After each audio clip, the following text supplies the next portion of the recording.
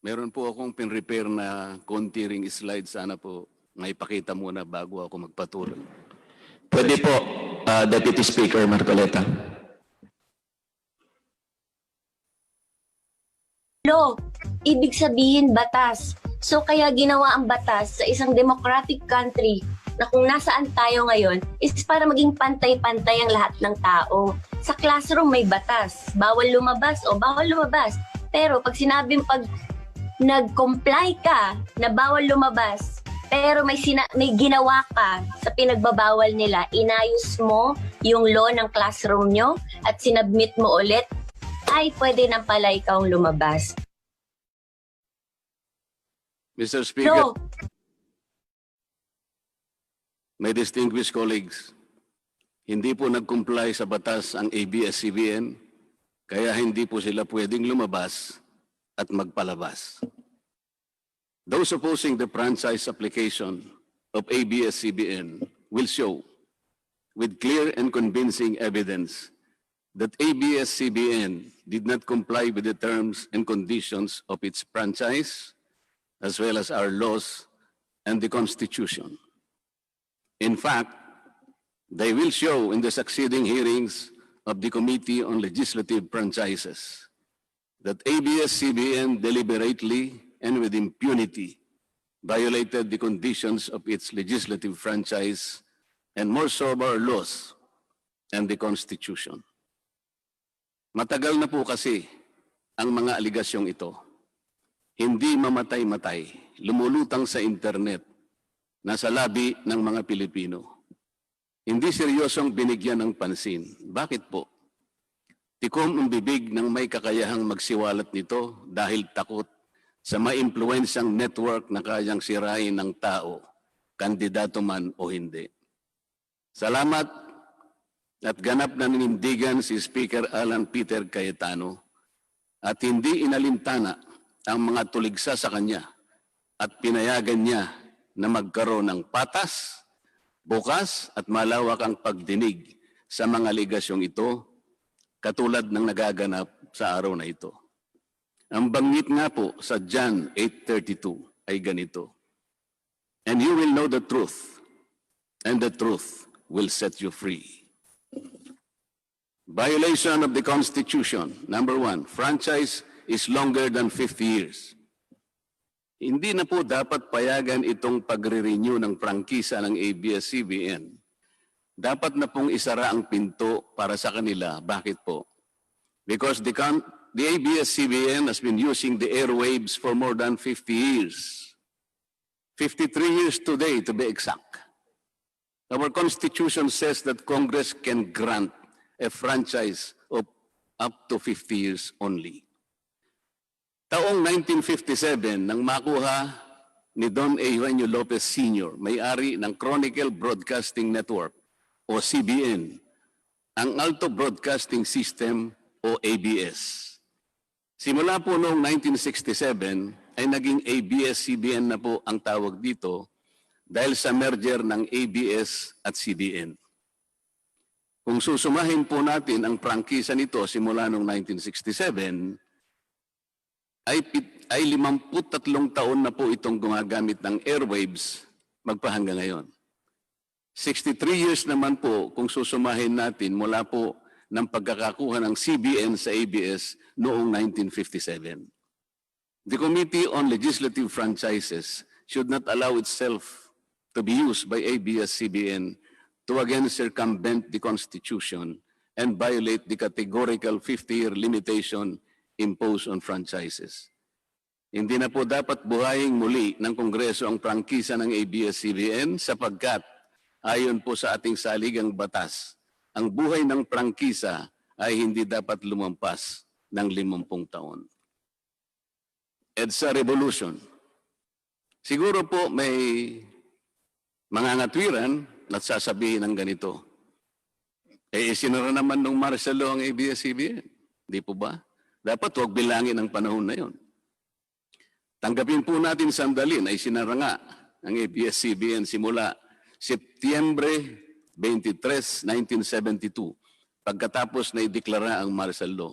Pero hindi po ba nagbukas din ito agad matapos na ito ay mabawing muli ng pamilya Lopez noong EDSA Revolution? Hindi ba't kulang-kulang 13 taon din po ang namagitan na panahon? So let's assume that we subtract 13 years from the 63 years that ABS CBN has been in operation starting 1957 when CBN acquired ABS. Hindi ba't 50 taon din po ang magiging resulta? Ibig pong sabihin, tapos na at paso na pa rin ang prangkisa ng ABS CBN with or without martial law. Hindi ba't sobra-sobra pa rin ito at lalabag pa rin sa ating saligang batas? Naging palasak nga noong panahon ng martial law ang kantsaw na tama na, sobra na. Subalit ang mahalagang tanong po ng taong bayan na hindi pa nasasagot magpahanggang ngayon ay kung paano biglang nabawi ng mga Lopez ang ABS-CBN mula sa pag-aari ng gobyerno pagkatapos maitalaga ang Cory administration. Sinulatan po noon ni dating Senador Lorenzo Tanyada ang Presidential Commission on Good Government na isoli na sa mga Lopez ang ABS-CBN kahit may arbitration pang nagaganap sa pagitan ng pamahalaan at ABS-CBN. Na i-turn over po agad ang istasyon ng ABS-CBN sa mga Lopez sa kabila ng wala pang pagtukoy sa tunay na pagmimay-ari nito ayon sa kautusan sa Board of Administrators na binuo sa Letter of Instruction number 1 ni Pangulong Cory Aquino. Sa ngayon po ay wala man lang mailabas na papeles tungkol dito ang PCGG. Nagbayad po ba ang ABS-CBN sa Administrasyong Cory Aquino? Nag-public bidding po ba? Bakit tila ura-urada at habang magulo pa ang lahat dahil katatapos lang ng EDSA Revolution, ay biglang napasakamay na muli ng mga Lopez ang ABS-CBN? Nakabatay po ba ito sa batas? Hindi po ba dapat sagutin ng ABS-CBN ang mga tanong na ito upang mapanagot po ang dapat na managot kung meron man? Foreign ownership. Puntahan naman po natin ang muling pagbubukas ng ABS-CBN noong 1986. Pati po kasi noong panahon yun ay may paglabag na rin sa ating saligang batas. Ano po kaya yun? Dahil Amerikano at hindi Pilipino ang may-ari at namahala sa ABS-CBN na mariing ipinagbabawal ng saligang batas. Congress should deny the franchise application of ABS-CBN for its clear violation of the Constitution, requiring 100% Filipino ownership and management of mass media companies. ABS-CBN's former president, Mr. Eugenio Gaby Lopez III, was an American citizen when he took the helm of the company in 1986 as director, then president, and then chairman in the later years. It was only in 2000 that he petitioned for recognition of Filipino citizenship and was issued a certificate of recognition as a Filipino citizen in 2002. At kahit sabihin po natin wala na ngayon sa management ng ABS-CBN si Ginoong Gaby Lopez, nagpatuloy pa rin ba sa paglabag sa saligang batas ang ABS-CBN? Opo. Dahil magpahanggang ngayon ay nagbebenta pa po sila sa mga banyaga, mga hindi Pilipino, ng pag-aari o ownership rights ng ABS-CBN. Through an intricate web of corporate layering, ABS-CBN lets non-Filipinos to own its common shares through the issuance of Philippine Depositary Receipts o PDRs. In September 1999, the ABS-CBN Holdings Corporation offered 132 million Philippine Depositary Receipts underlying the 132 million common shares of ABS-CBN. Immediately prior to the closing of the PDR's offering, Lopez Incorporated, the main stockholder of ABS-CBN Corporation, transferred 132 million ABS-CBN shares to ABS-CBN Holding Corporation, its alter ego. With the many rights afforded to the holders of these PDRs, most of whom, if not all, are foreigners, ABS-CBN Corporation virtually allowed these foreign holders beneficial ownership and potential voting rights. This is a circumvention of the strict foreign equity restriction imposed by the Constitution on mass media companies. Quite obviously, the ABS CBN PDR instrument, a creative financial mechanism, is being used as a subterfuge to indirectly own the underlying ABS CBN shares of stock. Violation of workers' rights under the Constitution. ABS CBN violated the rights of its own workers. It denied them their just share in production as required by the Constitution. It committed unfair labor practices, which consequently denied its employees the benefits required by law to be provided to all employees. Isang halimbawa po dito ay ang asunto na isinampa ng halos 100 o mahigit sa 100 manggagawa ng ABS-CBN sa National Labor Relations Commission o NLRC dahil sa pagtanggal sa kanila dahil sila raw ay mga talents lamang at hindi mga regular na empleyado. Nanalo po ang mga manggagawa sa NLRC at maging sa Court of Appeals. Bakit hindi na lang nila sinunod ang hatol at umapila pa ang ABS-CBN sa Korte Suprema? Ito ba yung sinasabi po kanina sa opening salvo na ang pagmamahal sa kanilang kapamilya ay ganun na lamang? Mali naman po yata na sabihin ng ABS-CBN na lampas sa 11,000 ang mga empleyado nito dahil kung ito po ay masusi nating iimbestigahan, may 2,661 na po at isa lamang. 2,661 ang mga regular na empleyado nito. Ang karamihan po o mahigit na 8,500 na kawani ng ABS-CBN ay tinagurian nilang independent contractors or talents, project workers at contractuals lamang kahit na pang-regular na empleyo ang trabaho nila. Ayon po sa ating labor code, kapag pang-regular ang tungkulin ng isang manggagawa, dapat siyang gawing regular employee. Hindi dapat contractual.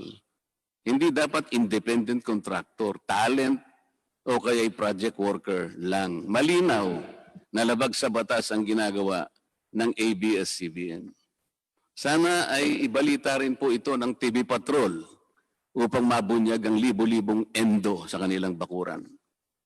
ABS-CBN has not regularized its contractual workers and talents despite performing the functions of regular workers. It even forced some of its workers to sign employment contracts containing waiver of the right to regularization. And those who refuse were unceremoniously terminated from work. ABS-CBN has subcontracted most of its production work to subcontractor production companies, despite the fact that production is directly related to its core business. These production entities are paid minimally, whose workers obviously get lesser benefits and take-home pay compared to ABS-CBN's regular employees. And yet, the profit generated by ABS-CBN from its independent production companies appear greater than its expenses, especially those expenses that are even deductible for income tax purposes. Kung kaya't hindi po may kakaila sa publiko na napakarami ng labor cases na hinarap at haharapin pa ng ABS-CBN. Ang masaklap pa po dito ni hindi nagbibigay ng contribution ang ABS-CBN para sa benepisyo ng kanilang mga empleyado.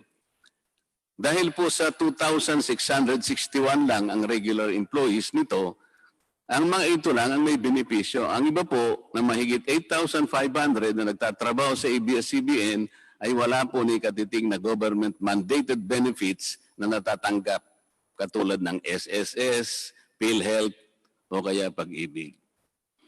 Kanina po sa opening salvo, narinig po natin na ang kanila pong isinasangkalan ay yung kanila pong mga kawani, mga manggagawa.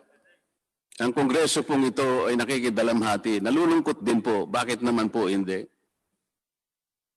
Kung pwede po nating ipaghalimbawa, sandali lamang po, ang ABS-CBN sa isang jeepney driver. Alam po niya na wala siyang prangkisa. Nagsakay po siya ng napakaraming Pasahero. Yung mga pasahero naman po, bago sumakay doon, hindi naman niya tatanungin sa driver, Mamang chopper, kayo po ba ay may prangkisa? Yung rota po ba ninyo, pinapayagan yan? Wala pong nagtatanong na gano'n kasi mabilisan eh. Pare-pareho pong nagmamadali. Ano pong masita siya ng LTFRB? Gagamitin po ba nung driver na yon o nung taxi driver na yon o yung bus operator na yon? Kawawa naman po yung pasahero namin kung patitigilin mo ngayon. Meron pong pupunta sa ospital, meron pong pupunta sa trabaho, meron pong pupunta sa eskwela. Napakarami pong gawain itong mga taong ito. Ito po ba ang ibibigay po ninyong halimbawa? Hindi po ba dapat kayo muna ang kauna-unahan na nag-isip ng kapakanan nila? Ilagay ninyo sa magandang kalagayan ang pagpapatupad ng prangkisa ninyo at wala pong malalagay sa alanganin. Huwag po ninyong isasangkalan ngayon ang inyong mga manggagawa at kani-kanilang pamilya. Hindi po ganon. Sasagutin po ninyong aligasyon na ito, hindi po sa pamamagitan ng emotional appeal. If this indeed the true house of the people, the Committee on Legislative Franchises must side with the poor workers of ABS CBN in denying its franchise, justice to them will be finally served, although ironically, this will also entail some sacrifice on their part. Political bias. ABS CBN has been biased and partisan in favor of particular candidates and against certain candidates during the 2010 and 2016 presidential elections, contrary to the terms of its franchise and in violation of the Omnibus Election Code. Hindi naman po lingid sa kalaman ng marami, kung hindi man lahat, kung paano naging pro-Noynoy Aquino ang ABS-CBN noong 2010 at pro-Grace po at Lenny Robredo naman noong 2016.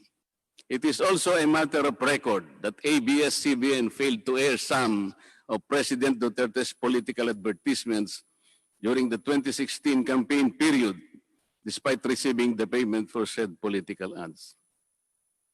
Ang masakit po dito, kung hindi pa sila pinigilan ng korte sa pamamagitan ng isang TRO, ay nakahanda na palang ipalabas ng ABS-CBN sa bisperas mismo ng pagtatapos ng campaign period ng 2016 presidential elections. Ang mga anti-Duterte advertisements na binayaran ng isang dating senador, sinadya ang timing para hindi bigyan ng pagkakataong makasagot pa si Mayor Duterte na noon ay kandidato bilang presidente. Mabuti na lamang at napahinuhod ng ang korte ng petisyon ni Speaker Alan Peter Cayetano na noon po ay Vice Presidential Candidate ni Pangulong Duterte at dagliang nag-issue ng TRO ang korte sa ABS-CBN. It is now a public knowledge that President Rodrigo Duterte and Speaker Alan Peter Cayetano expressed their disappointments over ABS-CBN's unfair reportings and meddling in previous elections. For those opposing the franchise application, hindi na po dapat payagan ng ABS-CBN na muling pakialaman ang politika sa ating bansa. Panahon na para ang taong bayan ang pumili ng mga namumuno na gusto nila at hindi ang napipisil ng ABS-CBN. Paalala lang po sa ABS-CBN, you are a broadcasting company, not a political kingmaker. Either you play ball or you play fair. Multiple channels in one franchise. Mga kababayan, inabuso po ng ABS-CBN ang kanilang prangkisa. Sa hindi nila may paliwanag na dahilan o maaari namang sinadya na gamitin ang kanyang prangkisa para sa isang channel lamang, pero gumamit pa ng ibang prangkisa ng telekomunikasyon na hindi naman pang broadcast upang mas kumita at makapagbenta sa pamamagitan ng maraming channels. ABS-CBN violated the terms and conditions of its franchise by offering its TV Plus boxes for a one-time fee but using the free-to-air signal authorized in the franchise granted by Congress at no cost to ABS-CBN. Tubong lugaw, ika nga. But this practice of ABS-CBN without permission from Congress of the National Telecommunication Commission is killing the cable industry, which depends on monthly-based subscription of its clientele. At bukod po sa pagbebenta ng TV Plus box sa publiko, sa Kapamilya Box Office Channel na nakapaloob dito, ay nagawa pang maningil ang ABS CBN sa bawat pelikulang gustong mapanood ng publiko sa KBO Channel. Ibinenta na nga ang TV Plus box, ibinenta pa rin ang mga palabas na pwedeng mapanood sa TV Plus box. Dobleng tubong lugaw na po ito. Hindi po saklaw ang mga ito sa prangkisa na ipinagkaloob ng Kongreso sa ABS-CBN.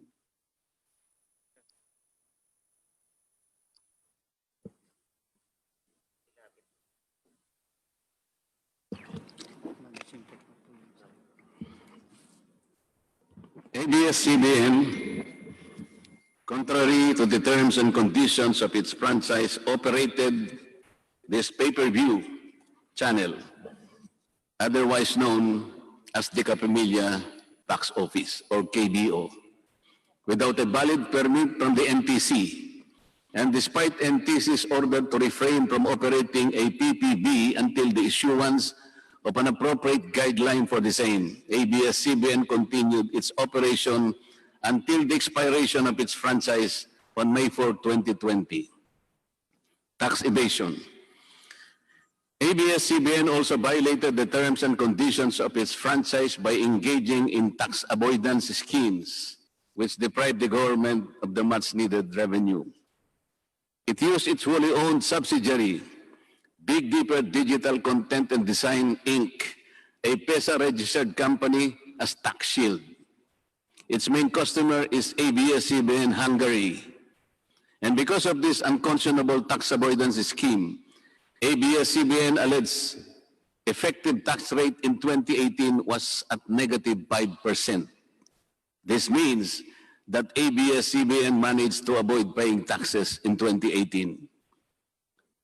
Bakit po ang GMA7 na hindi naman kasing laki o kasing yaman ng ABS-CBN ay nakapagbayad ng buwis sa pamahalaan ng 1.6 billion pesos noong 2018?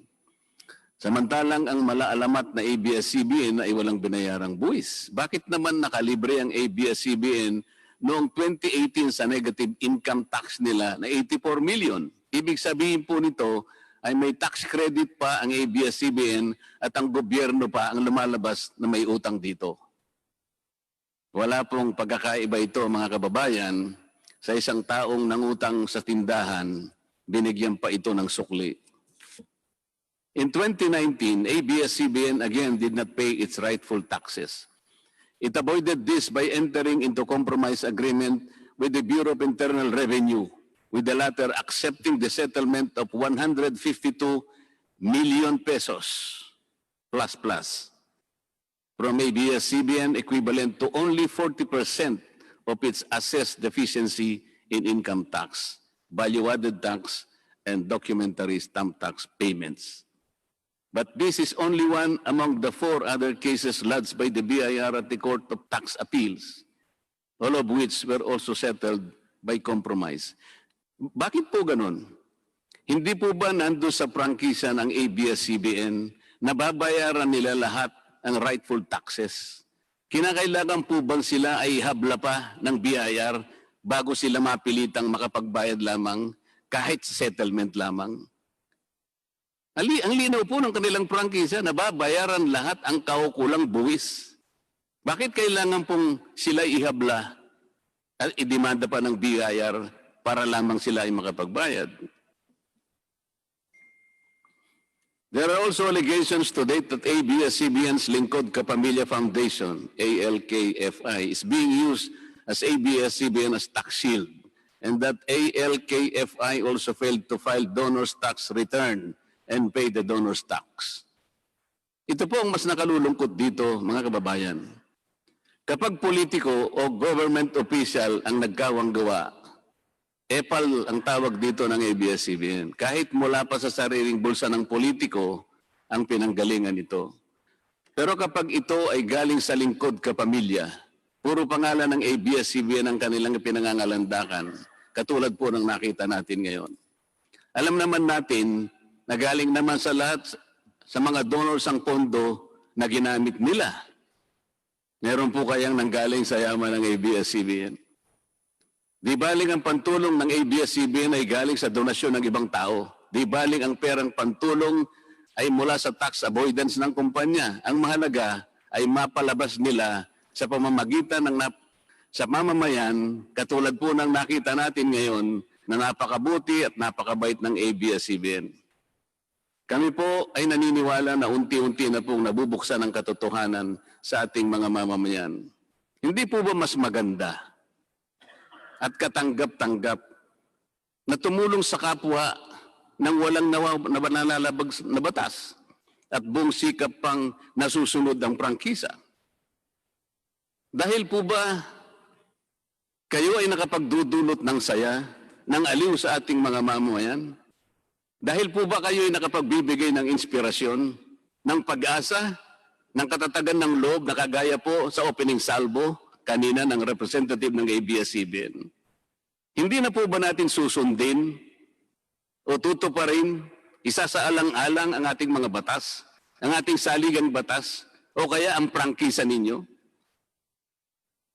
Makakapagpasaya naman po tayo. Makakapag-inspire po tayo.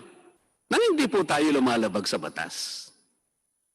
The House of Representatives should endeavor not to grant the franchise application of ABS-CBN because it has deliberately floated the Constitution and other related laws. Even the terms and conditions of its previous franchise to suit its own business and political interest, but to the prejudice of the greater good. The grant of a legislative franchise is merely a privilege and not a matter of right. Congress has the exclusive constitutional authority to award, alter, or revoke this privilege when the common good so requires, as in this particular case of ABS-CBN. We believe that it is but right for the House of Representatives to deny this time the franchise of ABS-CBN for flagrantly violating the Constitution and related laws, even its own franchise, making it unworthy of the grant of this special privilege by the state.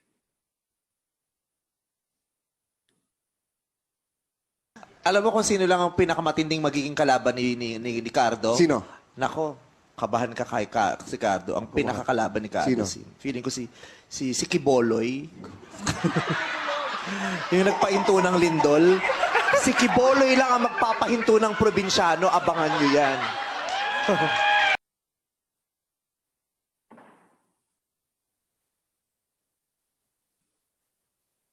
Kailan mo ba gustong mapa-stop ang probinsyano? Ikaw, magpili ka. Kailan mo gustong i-stop? 1 buwan, 2 buwan, 3 buwan, 4 na buwan? Ikaw. Baka sa 4 na buwan, hindi lang yung probinsyano may stop. Baka pati yung network mo, stop na yan. Mr. Speaker, ABS-CBN posed the challenge. Obviously, the challenge was accepted.